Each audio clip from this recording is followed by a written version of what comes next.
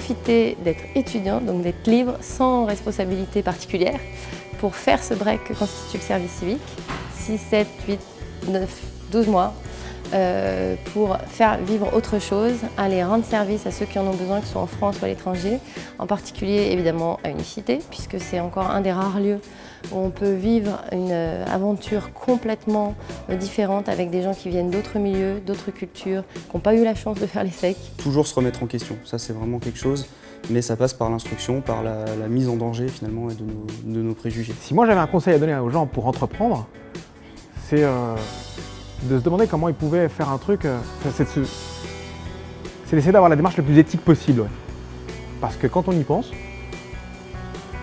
c'est finalement le mieux qu'on puisse faire. Le mieux au sens entrepreneurial, mais aussi en termes de probabilité de succès. Révoltez-vous et à partir de là, vous trouverez certainement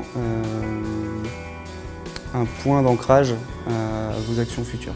Garder son esprit ouvert, tous les clapets ouverts et d'être réceptif. D'être réceptif encore une fois, parce que quand on n'est pas réceptif, quand on se ferme, on finit par avoir peur, on finit par se radicaliser dans le pire des cas et à faire de l'entrisme, de ne simplement se contenter des paroles, de l'entourage avec lequel on a peut-être grandi. Eh bien l'idée là c'est de s'ouvrir à une autre forme de discussion, à un dialogue. Voilà, c'est le seul conseil que je peux donner. Get out of your